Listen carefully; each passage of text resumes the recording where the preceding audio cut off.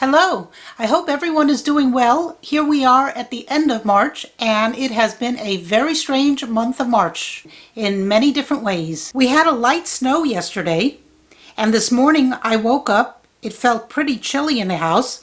Outside the temperature was 31 degrees Fahrenheit, so during the night it probably dropped into the 20s. And it will be April next week. So obviously there's no way to plant anything outdoors just yet, but indoors, that's a different story. Here is some garlic I planted back in October.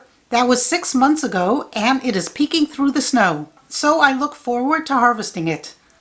The ground is not ready for tomatoes or peppers anytime soon. If you live in a warmer climate, you probably already have your plants growing outside in the garden.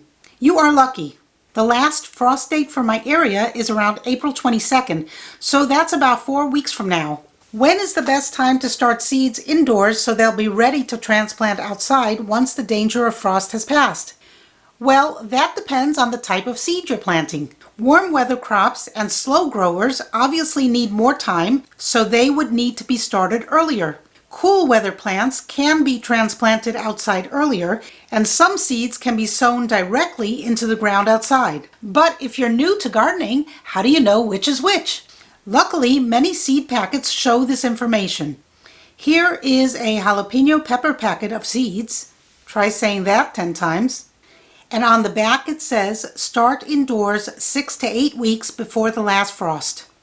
Here you can see my jalapeno peppers starting to sprout. They will be ready in about 6 weeks to go outside into the garden. This packet of cucumbers doesn't give a date.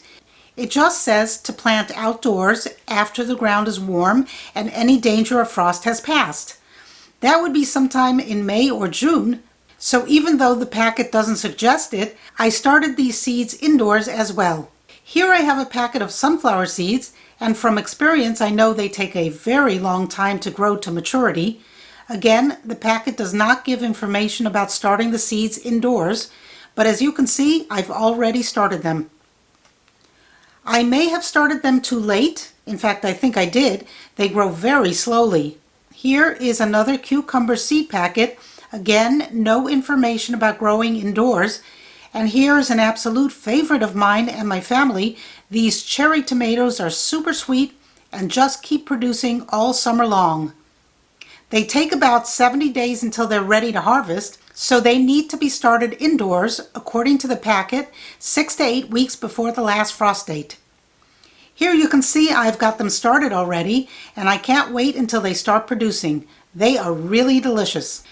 Notice I've planted these tomatoes in much larger containers than the pepper plants, and that is because they grow faster and bigger, and to give them more room to grow indoors, I have them in larger containers.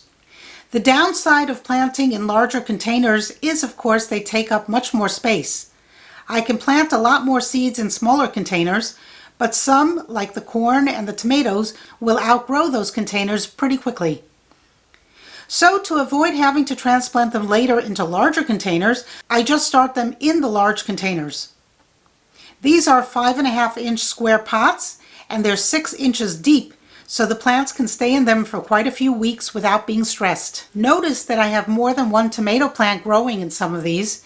That's fine. I'll separate them and plant them individually when they go out into the garden. But for now, I'm going to leave them be. Tomatoes do well when separated and transplanted.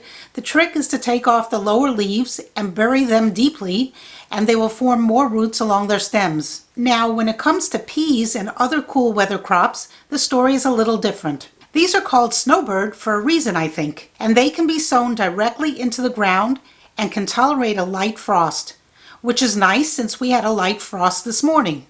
I have had success when I started them indoors in early March, and so here I have them growing, but they can't go outside until it gets just a little warmer, and that might be in a week or two. In the meantime, I'll keep them warm and cozy inside. I can't wait until these are ready to harvest. They are so sweet and tender, a real treat.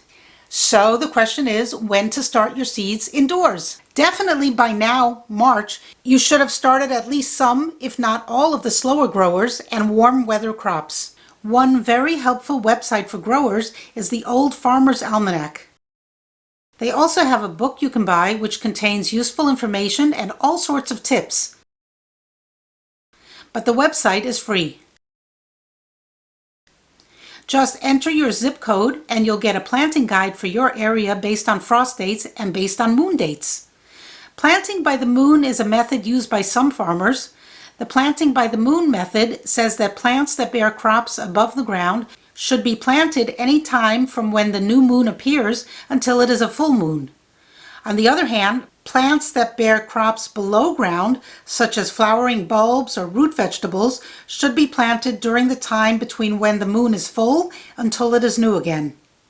Since this is an old farmer's method, it is included in the Old Farmer's Almanac, of course. If you didn't start your plants from seeds at the right time, you can always buy seedlings from your local garden center, but that tends to get pretty expensive if you're growing a lot of plants. Use any container you can find that will hold soil. Of course, it's better if they have holes in the bottom for better drainage. If they don't have holes, you can make slits or holes in the bottom. This is a temporary home for the plants, so use whatever vessel you can that will hold soil and plant those seeds.